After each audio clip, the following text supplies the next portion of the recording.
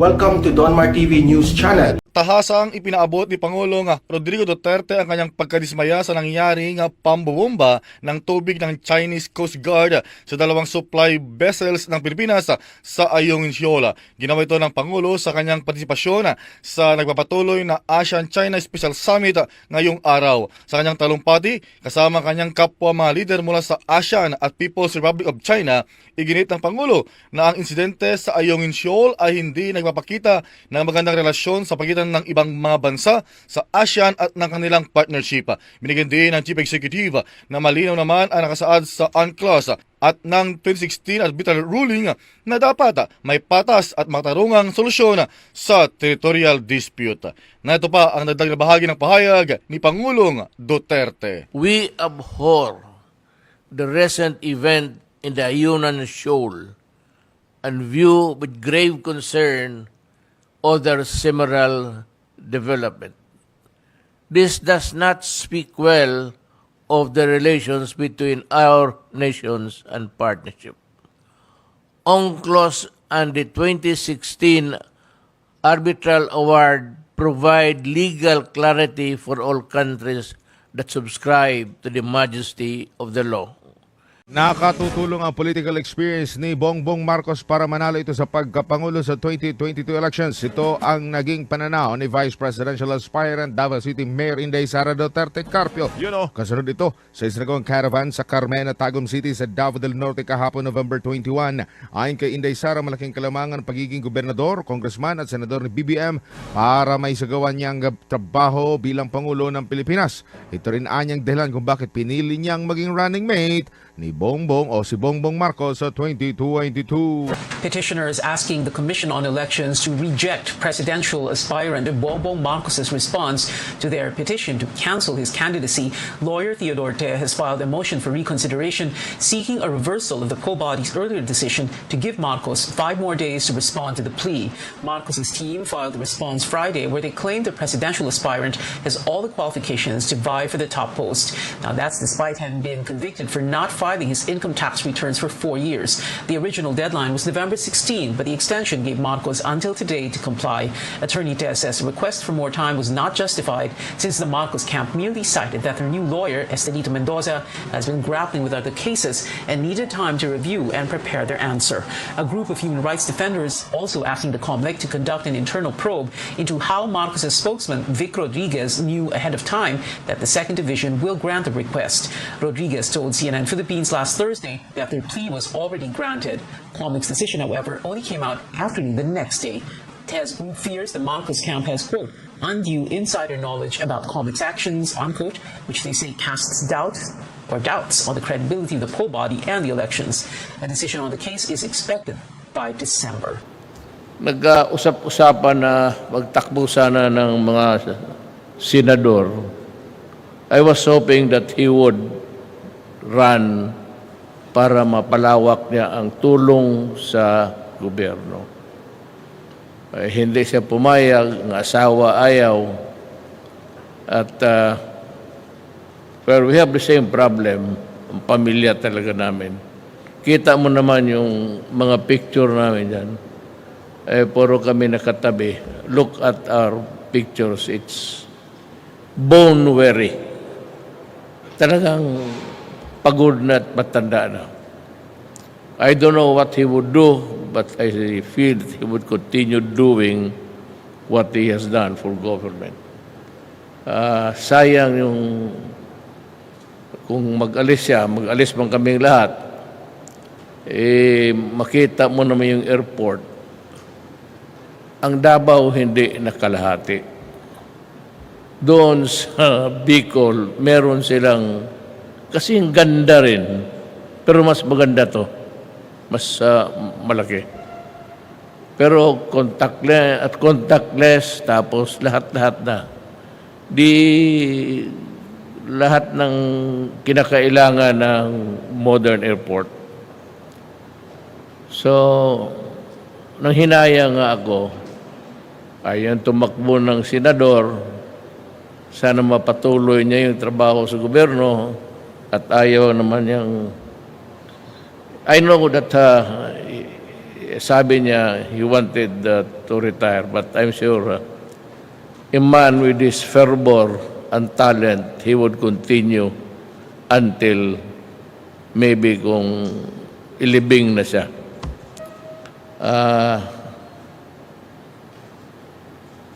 Gusto niya eh. So, I leave you with kami, aalis kami sa gobyerno in a short while. But ako, pati siya, we are very happy that we were talking dito sa na may naiwan kami para sa tao. Pero yung adulation na yung pasalamat, wag na ho. Trabaho namin yan. Hindi na kailangan yung... I know that people feel that there is really parang the element of yung pasalamat.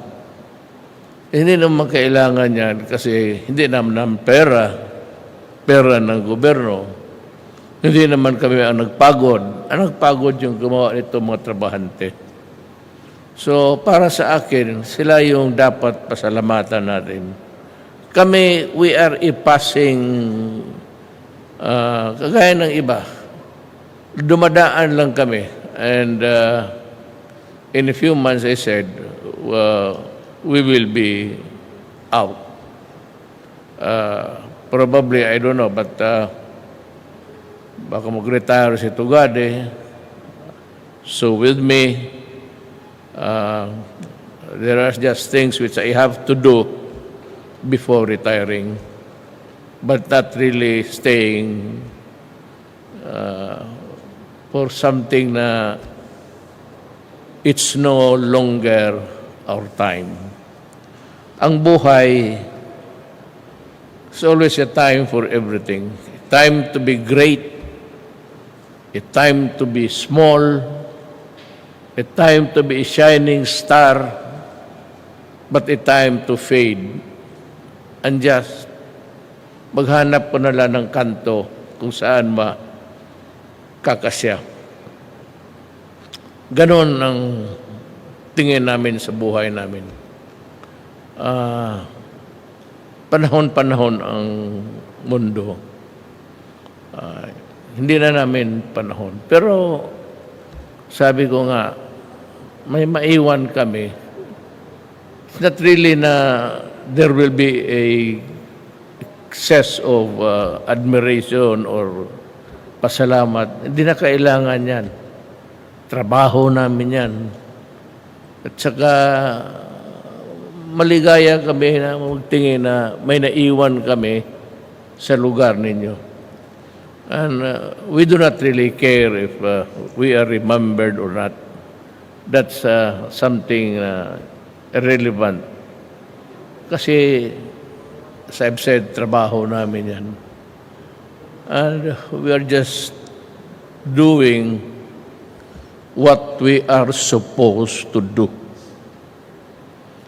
So, the next is Labor and Employment Secretary Silvestre Bello. He's here. Kandi, tumindig ka muna bot para makilala ka. Tanggalin mo na yung maskara mo. At tara rin. Yan, palaging naghahanap ng magandang babae.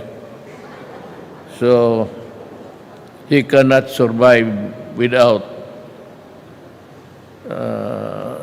yung ano niya, predilection. Bebot and I, ikwento ko na lang rin. Total, kumain naman siguro kayo ng almusal. Baka mag-abot tayo dito ng alas 4. Okay lang. Kami ni Bebot, kasama kami sa dormitoryo.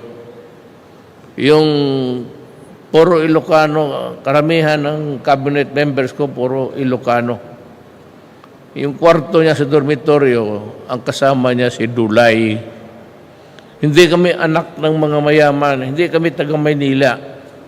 Pumunta kami lang doon para mag-aral. Di sa dormitoryo, si Dulay sa BIR, pati siya.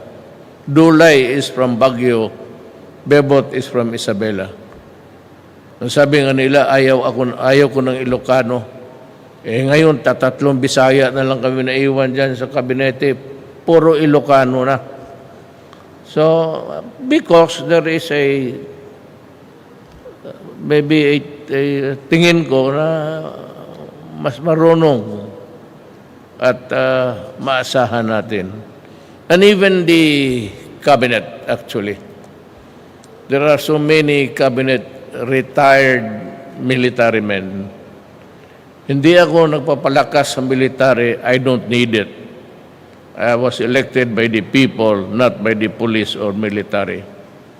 But yung tao na kinuha ko, itong mga military, maasahan mo.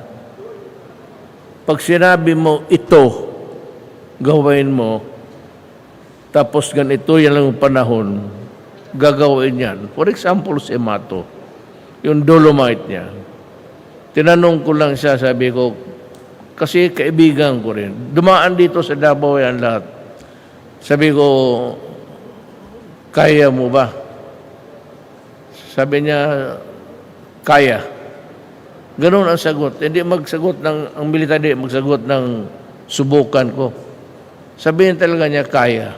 Pinilit niya. There are criticisms about the use of the dolomite and seems to be to some people an artificial. But alam mo, ang tao ngayon maligaya. And they are enjoying what si Mato did. He cleaned up yung I don't know what's the name of that, but yung area dyan at the back of wala namang pangalan yan eh. Pero ngayon, artificial nga.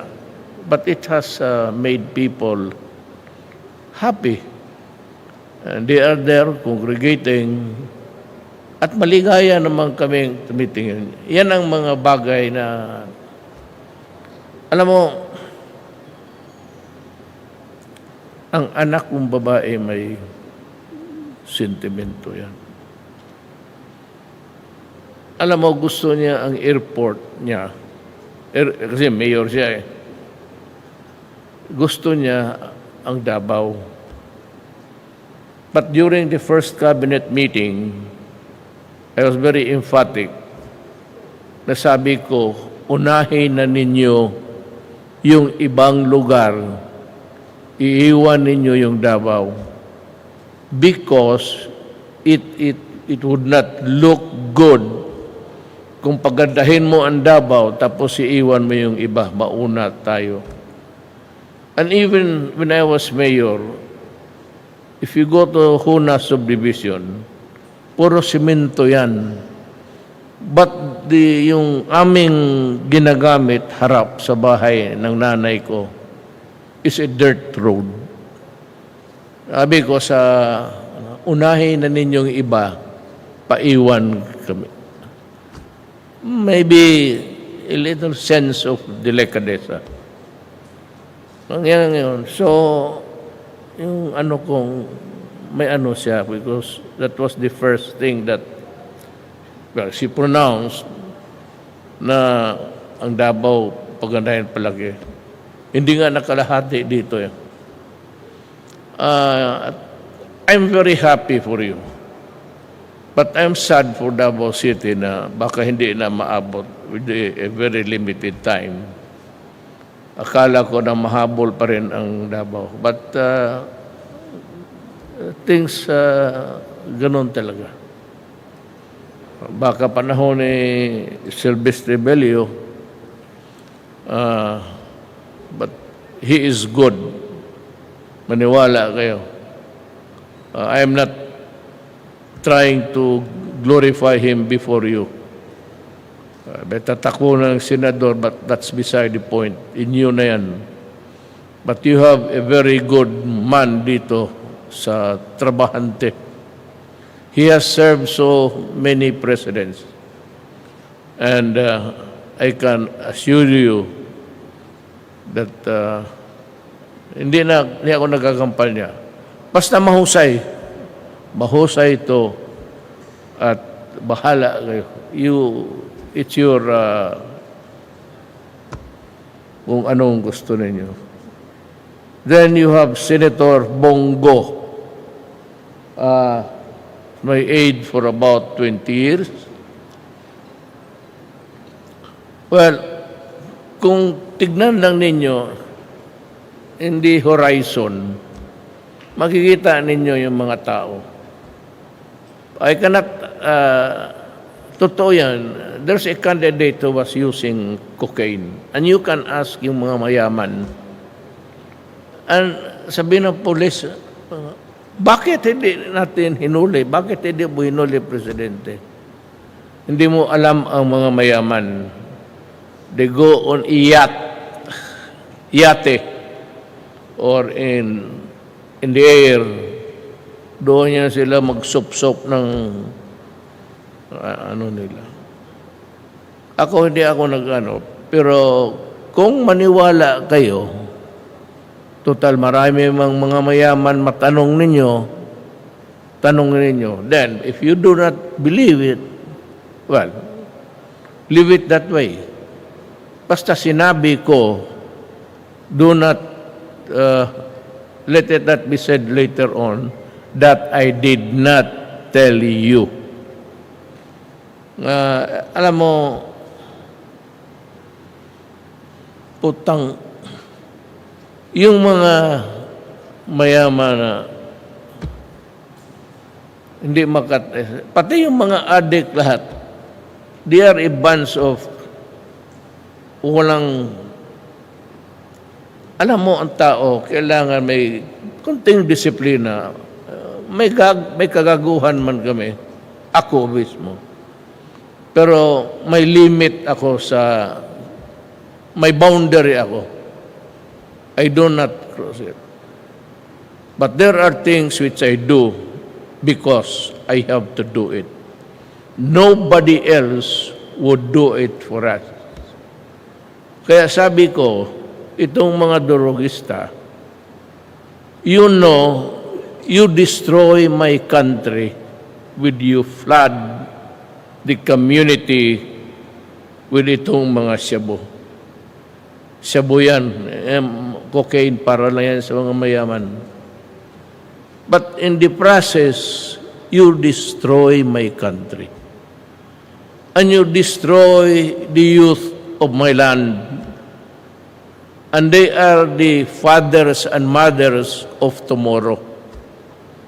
Ngayon, sirain mo ang bayan ko, talagang papatayin kita.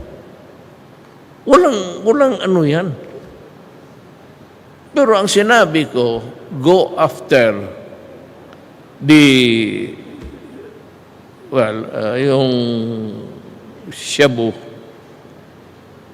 At, the police. Kung lumaban, mamamatay ka talaga. Alang-alang naman yung pulis ang magpakamatay. And yet, I have lost many policemen in the line of duty of killing, of being killed, rather, by itong mga lumaban. Yung human rights na yan, hindi ko pinapansin because I do not recognize them. I will not, for the life of me, face a tribunal tapos with the judges there are all whites. Hindi ako haharap ng tribunal ng mga puti. No. If I go to jail, it must be a sentence imposed by a Filipino judge. Unprosecuted, like me, when I was a prosecutor many years ago, then I would welcome a prosecutor who is a Filipino to indict me. Pero kung sabihin na bigyan mo ako ng puti, kalokohan yan. Since when? Since when kailan pa ba tayo pumayag ng puti ang mag-desisyon? Kalokohan yan. So, Senator Bongo, alam niya ang ano ko. Kung maniwala kayo sa akin, mabuti. Kung hindi, basta sinabi ko. Itong si Bongo is honest. He stayed with me for 7 years. Alam na niya ang style ko. And I'm sure he will continue with it because it is imperative that we do for something for our country. Kaya kung takot yung iba, problema ninyo yan. But then you'll have a presidency who would be floating. Then let me greet the General Santos City Lone District Representative Sherlyn Banyas Nograles. Hindi kita nakilala kanina.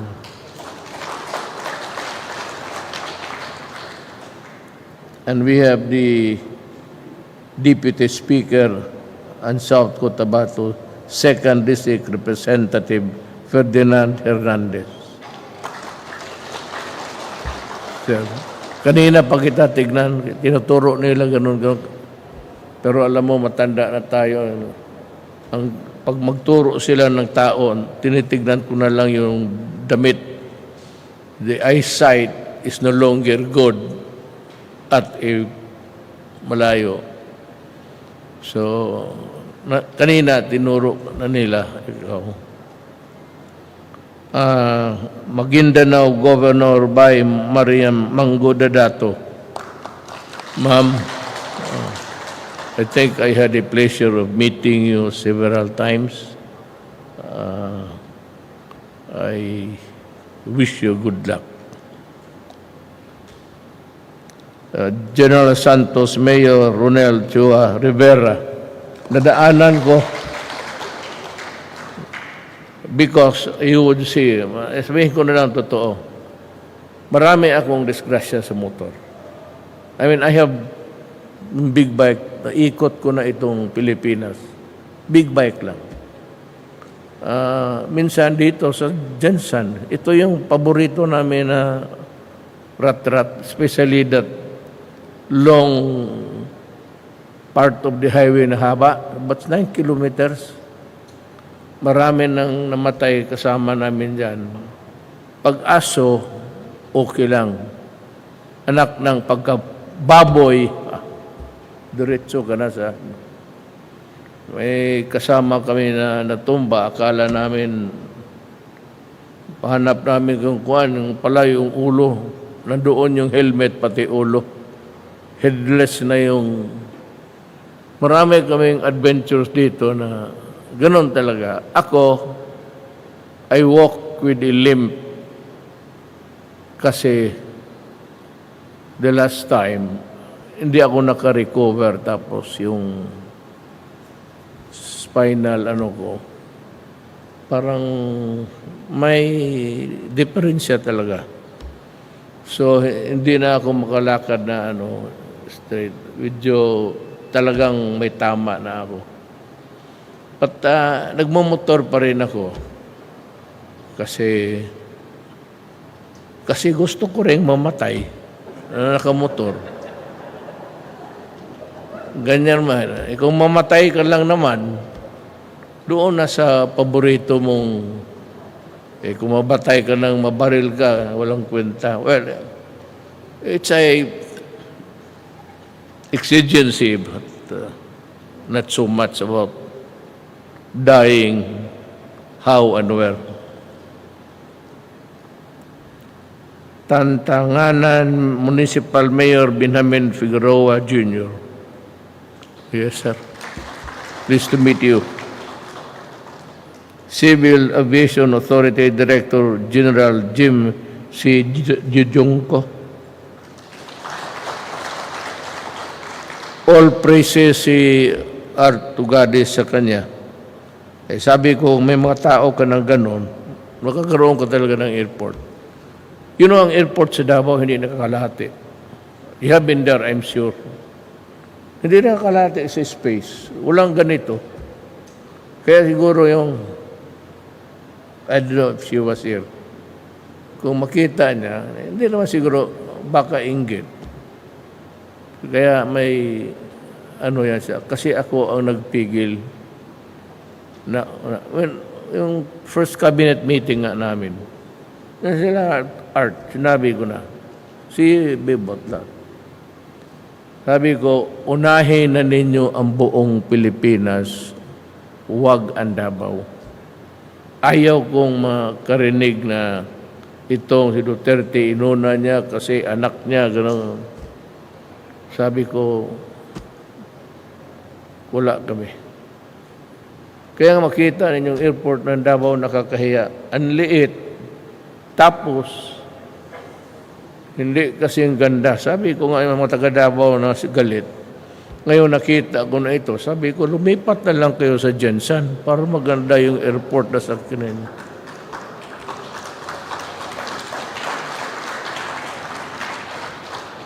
I'm proud. I'm proud with you. Kasali ako.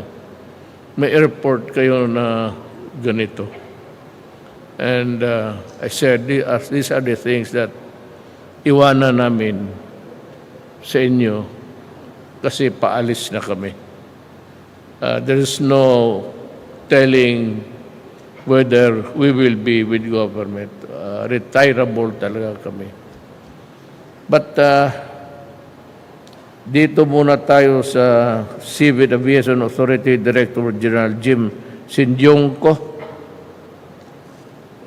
Ikaw siya. Philippine Ports Authority General Manager J. Santiago. Pati pantalan ninyo, pakaganda.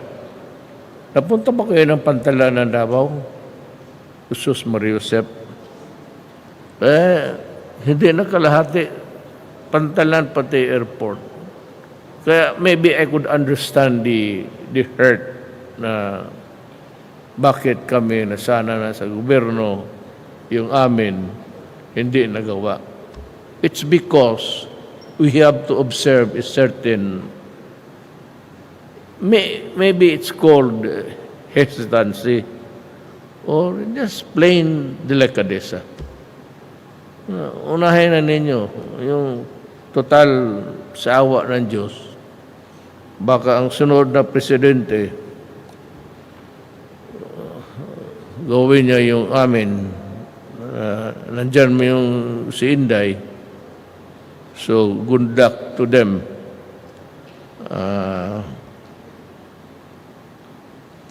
Philippine Coast Guard Commandant Admiral Leopoldo Laroya. Sir, congratulations sa promotion mo. Nag-donate kami kanina sa Coast Guard. Ganda ng Coast Guard ngayon under Art Tugade. Former Chief Presidential Legal Advisor Attorney Salvador Panelo.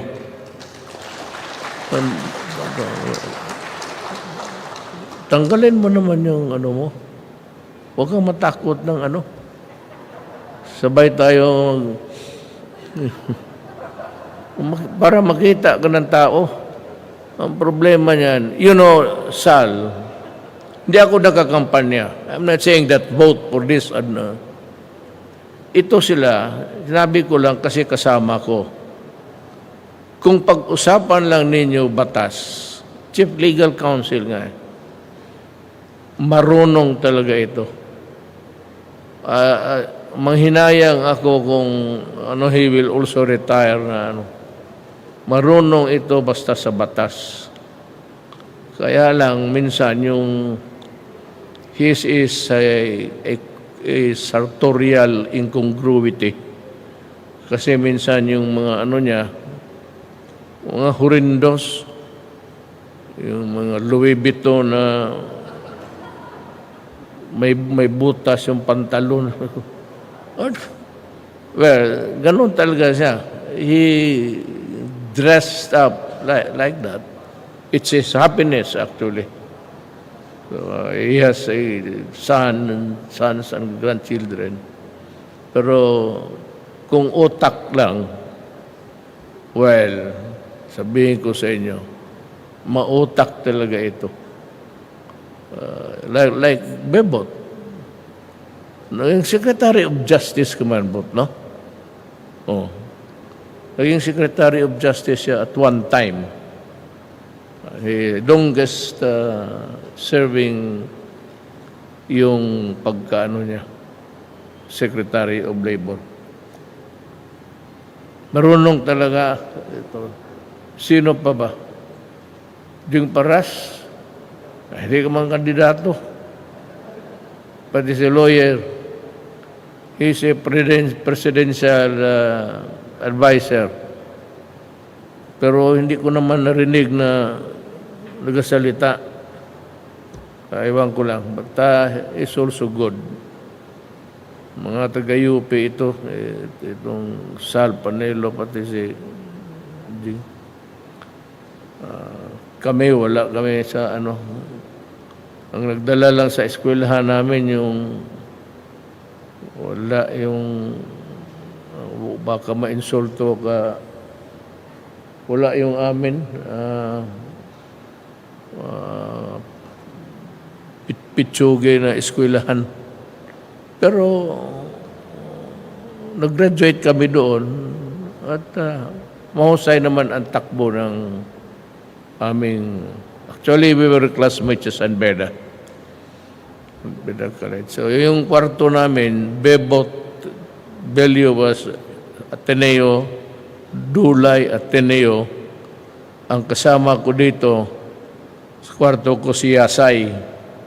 The one that would tell you know, when he was talking, never told us that he was not eligible for, because he was an American citizen. I never told you, ganun magsalita yun.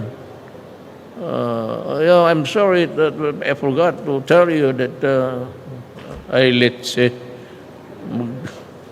yung Tagalog mo, yun ang English mo. Ako yung, the way I pronounce and everything, there's a tinge of being Visayan. But of course, the cadence of my mouth follows the Visayan dialect.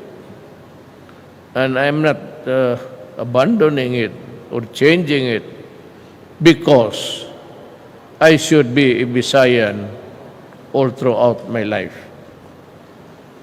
So, sino pa ang nandito na mag-greet ko? Yun sanang si ano yung girl doon, kung sino yung pangalan niya, Bot, tanungin mo. May maganda dyan sa likod mo. Tingin-tinginin mo. Sige pa. Tumindig ka. May anak na, maraming, baka hindi ka, are you going home tonight? Baka hindi ka na matuloy. Ngayon, tapos na ako sa daldal ng sarili ko. But alam mo, ginawa ito ng PMS, Presidential Staff. Mahiya naman ako na hindi ko basahin yung ginawa nila. Kanila man ito, 2 pages. Kaya ako nagsalita ng pabalabag kanina. Well, istorya lang yon. Kasi kung basahin ko itong, it would take me about 3 minutes. Then magsabi na ako, thank you, uwi na tayo. Hindi ko man lang kayo matignan sa maganda talaga, karaming maganda, totoo lang. Patanggal mo yung senador, mabuhay ka dito.